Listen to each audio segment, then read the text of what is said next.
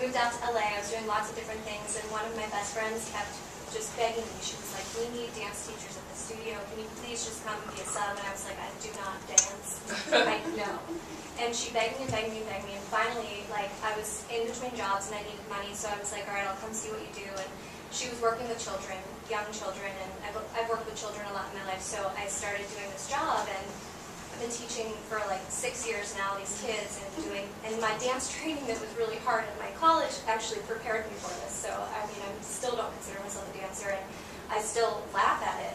Well, through this job, I was able to meet people. I met an actress that I work for, and I do these plays out at her ranch. She has this ranch out in Thousand Oaks, and one of the first shows we did, one of the kids that was in it immediately got cast in a movie, and so, you know, I was always hoping that through these connections that, you know, maybe something like that would happen for me, and we've done 10 shows, and nothing's happened, you know. And, one of the last shows I did, there was a gentleman there who saw me and asked about me, and he's the head of A&R for this, for Sony Records, and he was like, "Just send me her stuff." He said this to the lady I work for, so I thought, "Oh my gosh, this is it, I'm going to get a record deal, it's finally happening," and that's what I've been pursuing. I'd done an album, and I was teaching as my main job, but I was still not considering dancing any part of it. And so I submitted this package to this guy, and, you know, was eagerly awaiting a response, and, you know, this guy actually listened to my stuff and sent me back this really long email, just amazing, golden information, but at first I was just so disheartened because it wasn't like, "I'm going to sign you," you know, it was like, "I feel that you have a good voice, but I feel like you don't know who you are yet. I feel like you're still trying to figure out your niche," and blah, blah, blah, blah. Anyway, long story short, I was just on this journey of just being so frustrated, being like, "Gosh, I know that I have this voice in me that's telling me this is what I want to do, and I'm pursuing it, and I feel like I'm talented, but what am I missing?" And I would have minor successes here and there, but something just didn't feel right. And then right at this point, I started to take the image workshop, and then I also had sat down, and this is what I was thinking for you.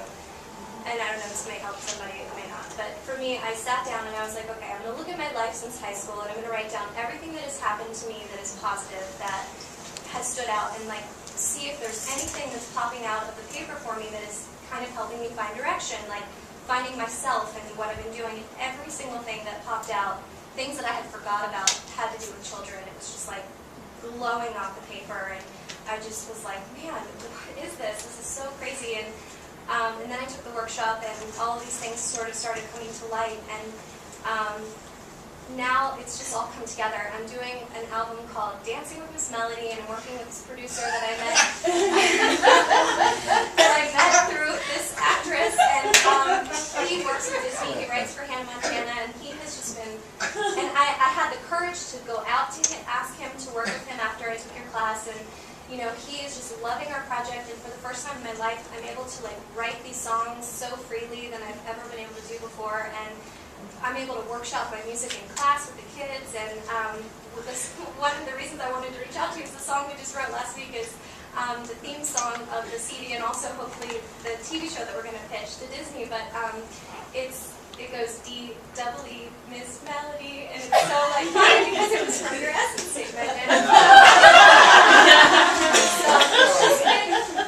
For me, it was like, gosh, the dancing, which is just too funny, and you know, everything coming together. And so, you know, I swear the signs are there if you look for them, and it's all about timing too. And hey, I don't know what will happen. I mean, maybe this won't be a Disney show like I want it to be, but I'm gonna keep pushing, and you know, I've got these people that are gonna help me pitch it, and I just,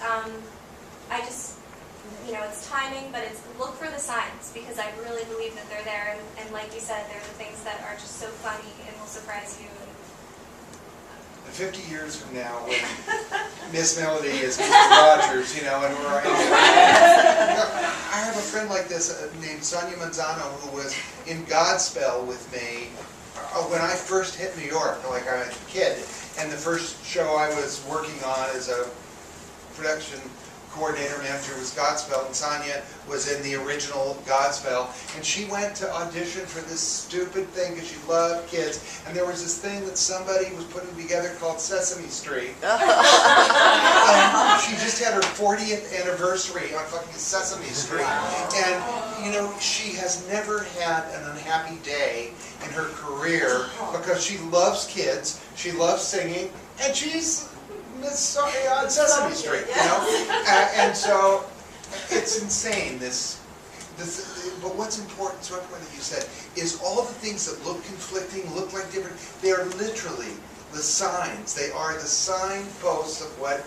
you ought to do. It's in the trash can. It's so, and it's so nakedly right in front of us that we can't see the forest for the tree, you know.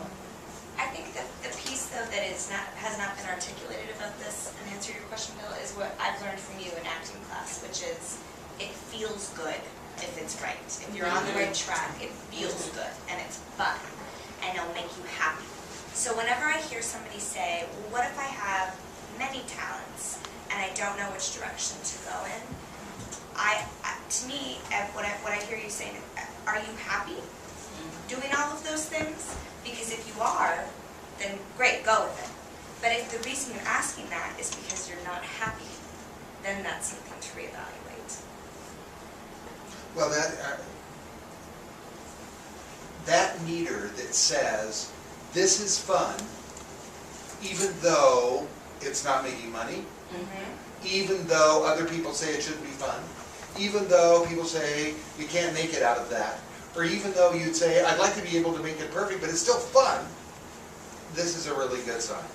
When it isn't fun, if one of those directions isn't much fun, then it's something you do that isn't much fun. And it might be a moneymaker. You are there for a moment.